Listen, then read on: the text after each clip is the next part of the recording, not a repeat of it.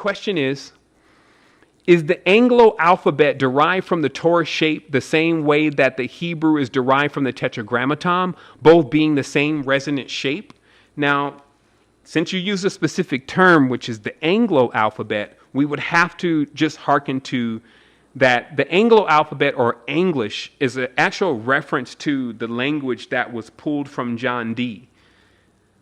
The Cone language referred to as Enochian, the language that really is Sumerian, Summerland, summertime, really is Sumerian, but revised in a certain way. So the Enochian is a revision of the original Cone language that was used in the Sumerian, that they call the cuneiform, or the language of the cones, right?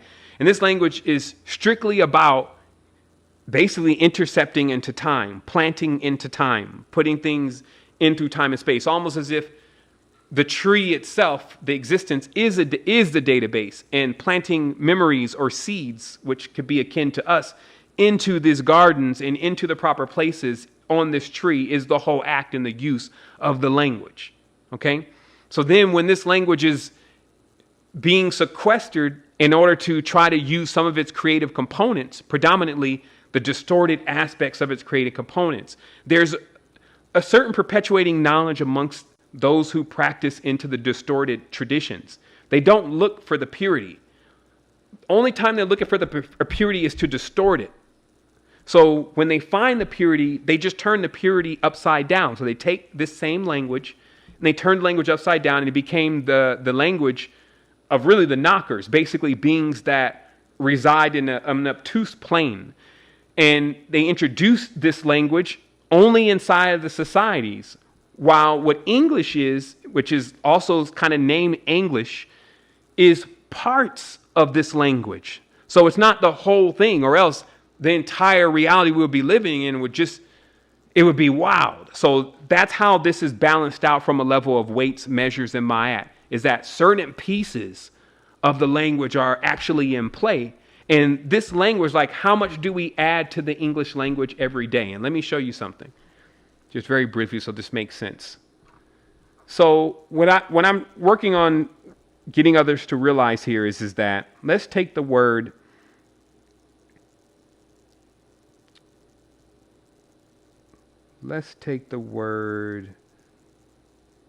flow. Okay?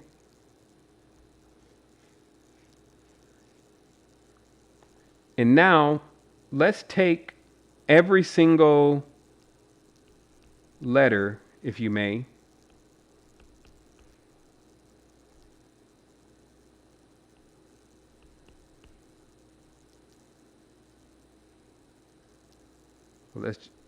so let's just do this. Okay. I just want to prove something here.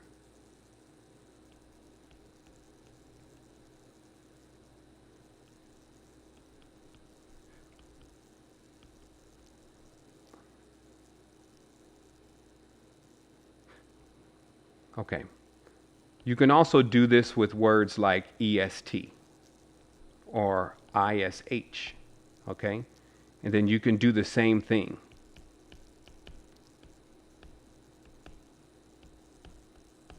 Right?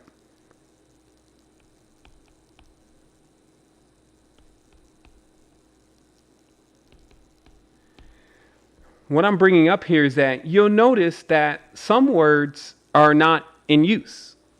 Okay? Like, obviously, glow, I don't know. Hello, kind of. Illo, not really. Jillo, dest, that's the beginning of destiny, but not really. Gish, not really, okay? Because this is the unexplored aspects of the language, okay? And so when new words are created, especially through, what they call dialect, you'll start finding people start using this. Yo, what's the gish? Gish, what's good, gish? And all of a sudden this word gish will start becoming like it's a part of the language. And what that is that's an evocation.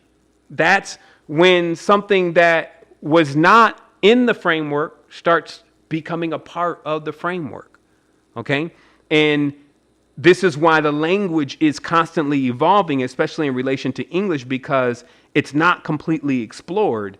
And then what it allows is it allows there to be a partial awareness of what exactly is going on.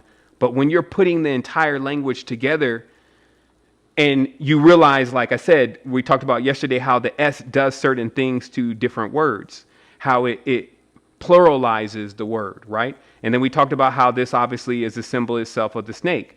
And then how the snake will either give or it will take away. Right? And then so if we say box, right, obviously we put an S on that. Now we have more boxes, right? If we say mothers, right, now we have more smothers. So this, or more mothers, right? Okay. But if we put this here, now we have less, or it is taking the energy away. And this is the easiest way to determine the personality of the archetype.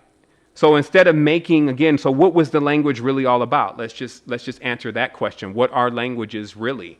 They are evocations from the stars. They are ways to call and name things that are forms that exist in the abyss, in the womb. It's a way in which you can form an actual container around something that you're imaging. Okay? And it's very powerful.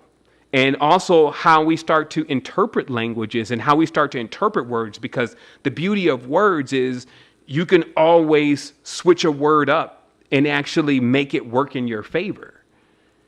So the more flexible you are, you gain that ability to do that.